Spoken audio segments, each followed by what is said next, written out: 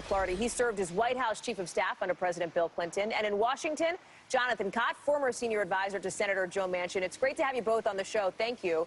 Matt, let me start with you on this email back and forth. These emails came out about 48 hours ago. People have been sort of parsing them, talking about them. But one thing that we hadn't seen before that we're now seeing are Democrats jumping on this exchange and saying, hey, in the words of Chuck Schumer, what are they trying to hide? Why did they keep this need to know? Did that strike you as unusual or not?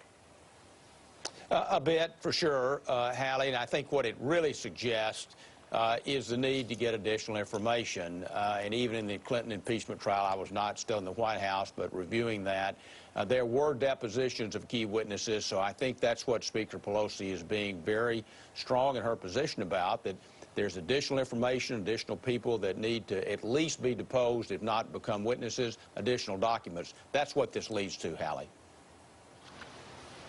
John, I want to ask you about what you are seeing here from President Trump, from Rudy Giuliani. You heard that reporting, and specifically from Mitch McConnell and Nancy Pelosi this morning, because here's how I'm reading the news of the day when it comes to impeachment. Both sides are making very clear today they are entrenched in their corners. What brings them out? I don't know. I think what Speaker Pelosi is hoping on is that more information will come out, and it will put pressure on the moderates in the Senate and the swing votes in the Senate, that they'll go to Mitch McConnell and say, listen, all this new evidence has come out in this time, and we need to have a trial. We need to have witnesses. I think that's where her leverage is. I think Mitch McConnell is hoping that he can get this trial done with as fast as possible. He can gavel it in, maybe have a 2 or 3 day trial and gavel it out. And I don't think Speaker Pelosi is going to let him do that. She operates from a position of strength, and right now I think she has it. Yeah. So let me play devil's advocate here with you, Mac, because just as Nancy Pelosi is not showing any sign of backing down, neither is McConnell.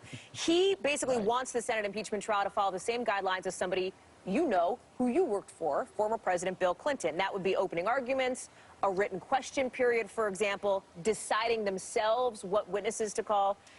Does Senator McConnell raise a fair point?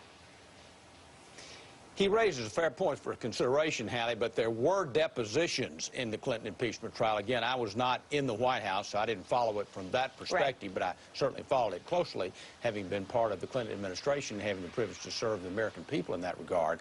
So I think there was much more information. And, Hallie, to be fair here, President Clinton's mistake was a personal indiscretion, a serious one. He paid a big price for that, both personally and politically, although most people felt like the impeachment apparently was not conducted the way they thought was fair, because his poll numbers actually went up. There was a lot of factors in that. This really involves, though, much more serious issue of dealing with the foreign leader and national security. This is very different than the Clinton impeachment trial. But still, even in the Clinton trial, impeachment trial, you had additional information. That's what Speaker Pelosi is basically staking out her position on. John, given your former boss, Senator Manchin, of course, you have, I think, a sort of unique and particular insight into what more moderate Dems may want to do here or may be looking to do. And we heard from one of them over the weekend, somebody we don't hear from a ton, Senator Doug Jones, of course, of Alabama. I want to play for you what he had to say about his thinking in this whole thing moving forward. I've been trying to read this. I'm trying to see if the dots get connected. If that is the case, then I think it's a serious matter. I think it's an impeachable matter. But if those dots aren't connected and there are other explanations that I think are consistent with innocence, I will go that way too. So do you see, as somebody who worked for a more moderate senator, do you see maybe Doug Jones breaking ranks with Democrats here? What about somebody like a Senator Manchin, for example, when it comes to the strategy behind that side?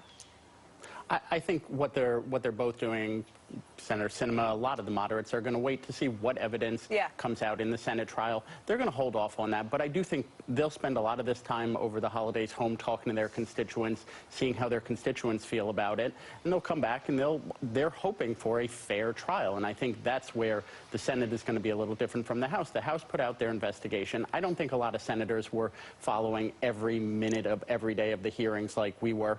So they're waiting. They're getting all the documents. They're seeing who the witnesses are. And I think a lot of them want to hear from other witnesses. I think a lot of them would love to hear from Mick Mulvaney and John Bolton and see what happens there. So I think a lot of that's going to decide where they wind up going on impeachment. But I do think somebody like Senator Jones, Senator Manchin, other moderates who are up are going to be more focused on what their constituents care about for the next 11 months than this.